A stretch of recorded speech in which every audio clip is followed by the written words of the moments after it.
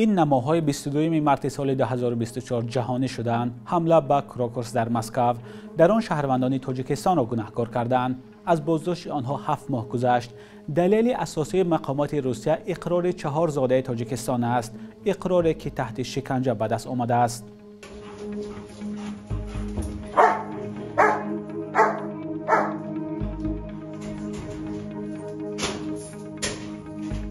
مقامات روسیه گفتند که گروه عبارت از این 4 نفر شب 22 مارس به تالار کنسرتی کراکوس حمله کردند. تروریستان با ماشین رنو به نزد کراکوس آمدند، به تالار در آمدند و به پراندن آدمان سر کردند. سپس چندین جای تالار را آتش زدند. از تیراندازی و سوختار 144 نفر کشته شد. همه این در 18 دقیقه صورت گرفت و حمله‌وران با همین ماشین خود از جای حادثه رفتند. حادثه ساعت 20 شام 22 مارس رخ داد و کمیته تفتیشاتی روسیه از صبح 23 مارس از بازداشت 11 متهم خبر داد. از جمله 4 گمانبر اساسی در فاصله 370 کیلومتر از جای حادثه در ولایت بریانسک بازداشت شدند. مرافعه برای دراز کردن مهلت حبس پیشکی یگانه مکانی بود که گمانبران را میشد دید، اما همه این مرافعه ها پس درهای بسته برگزار شدند و خبرنگاران امکان سوال و جواب با گمانبران و دادرس ها را نداشتند. بغیر از اقرار زیر شکنجه این دلیل ها رسانه شدند. در نواری که گروه تندرو دولت اسلامی نشر کرد، حمله‌وران با زبان تاجیکی صحبت می‌کنند. پایگاه اینسایدر نوشت که لباس 2 تن از حمله‌وران به لباس افرادی که بازداشت شدند مانند است. مقامات روسیه تا حال دلیل‌های ردناپذیر پیش نآوردند. این حال شرکت تاجیکستانی ها را در حادثه زیر شبهه و سوال‌های زیاد برده است. رسلان قربانوف میگوید که بازداشت شده ها و اجرا کنندگان به هم مانند نیستند. не соответствует образу тех, кто на видео хладнокровно расстреливал людей. این تاجیکان به کسانی که در ویدیو آدمان را وحشیانه میکشتند مانندی ندارند.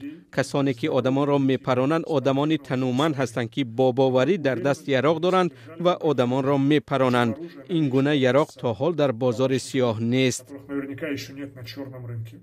انور درگژ نیز میگوید که سلاح آنها در بازار سیاه نیست. سازمان دیدبان حقوق بشر 1 هفته بعد حادثه کراکوس شکنجه گمانبران را محکوم کرده گفت هیچ چیز، حتی قتل مدهش، شکنجه را سفید یا قانونی نمی کند. این سازمان گفت که بازداشت گمانبر شدگان نمایشکارانه بود، اما محاکمه در دادگاه مخفی و پوشیده گذشت. BBC نوشت که از پایگاه گارد ملی روسیه که در فاصله 3 کیلومتر از کراکوس بود، حتی پای پیاده می توانستند در 15 دقیقه به جای حادثه رسند، اما اولین نیروهای انتظامی ساعت 23 یعنی تقریبا 40 دقیقه بعد حادثه رسیدند. نیروهای ویژه تنها بعد 1 ساعت به آنجا رسیدند. الیشر ایلهاموف تحلیلگر از لندن میگوید که تنها خیلی باید تروریست ابله بود که به جای پنهان شدن در مکان نزدیک راه درازی را برای فرار انتخاب کنی. کاربران شبکه‌های اجتماعی نیز سوال می‌گذارند که چرا نه آن وقت و نه حالا نوار دوربین‌های تالار کراکوس نشر نشدند. به شبکه‌های اجتماعی تنها نوارهای راه یافت که با تلفن موبیلی ثبت شدند. چهره حمله‌وران در این نوارها دیدن نمی‌شود. برای آشکار نکردنشان شاید گوجایده که یگان зацепкаи ҳае ки бо ҳамон одамои худшон мебуроянд ё одамои шаҳрванди русла мебуроянд ё ягон инсоне ки идора кард ҳамон ҳолата гӯем ино содир карду вай идора кард.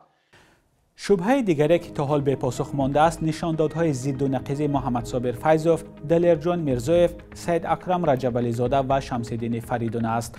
آنها در اول گفتند که برای حمله به کراکوس به آنها 500,000 روبل وعده شده است. 2 هفته بعدش این مبلغ به 4 میلیون روبل رسید.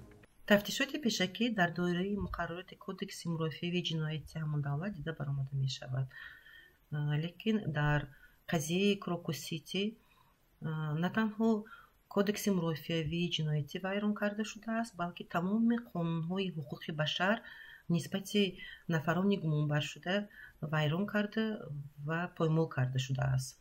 شبهه اساسی در این قضیه اقرار زیر شکنجه بود. در وقت بازداشت یک گوش سید اکرم رجبالی زاده را بریدند. شمس‌الدین فریدون را با گذاشتن برق در آلات مردی اش شکنجه کردند. محمد صابر فیضاو را در حال به دادگاه آورده بودند که بیهوش بود. دلرجان میرزایف هم در دادگاه بی‌حال و سردرگم به نظر می رسید. در سر و رویش آثار لطوکوب داشت و در گردنش باقی مانده پاکت سلفانی آویزان بود. شکنجه دیدن بازداشت شدگان تحقیق نشد و کسی هم جزا نگرفت. همگان معلوم بود و همگان مشاهده کردیم که اونها رو نه تنها از استفاده بری حقوقهای خود بلکه از لحظه دستگیر شوی پایمال کردند و اونها تحت شکنجه وحشیانه از طرف کارمندان تفتیشات قرار داشتند. دوام 7 ماه نزدیکان گمانداران حمله به کراکرز درباره آنها فقط از رسانه‌ها معلومات می‌گیرند. من میخوام که خط فرزندم یک بار گپ زنم که اویا چیکارن، زنده‌اند مرده‌اند، میخوایم نکی ما را نمیمونیم ها گپ زنیم. با گمان حمله به کراکرز زیاده از 20 کس بازداشت شده است. حداقل 14 نفر آنها زادگان جمهوری تاجیکستان هستند. برخی از آنها از جمله اسرائیل اسلاموف و 2 پسرش از قرار حبس خود شکایت کردند. درخواست آنها از طرف دادگاه مسکو رد شد. ماه اوگوست علیشیر قاسموف، یکی از گمانزدها که شهروند قرقیزستان است، در دادگاه فریاد زد که خبرنگاران را بیرون نکنید، بگذار بدانند که ما بیگناهیم. برخی حامیان حقوق میگویند در این قضیه نباید انتظار معجزه بود. با باوری کامل گفته میتوانند که سود آنها نیز پس درهای بسته گذرانده می شود و به حضور ادوکات. اگر که هم ادوکات پیدا کردن، چطور میگن، ادوکات های دولتی، ادوکات های خصوصی شاید که اشتراک کنن. یک حادثه در بازداشتگاه ادعاها درباره افراطگرای اسلامی بودن بعضی از این نفران را زیر سوال برد. رسانه‌های روسیه 17 ایول نوشتند دلرجان میرزایف هنگام گفتگو با پاسبان زندان که مسلمان بوده است، دین اسلام را سخت تنقید کرده است و این بحث با زنازن انجامید. تفتیش پرونده حمله به کراکرز ادامه دارد و معلوم نیست که کی مقامات روسیه دلیل‌های رد نشونده شرکت تاجیکستانی ها را رسانه‌ای خواهند کرد.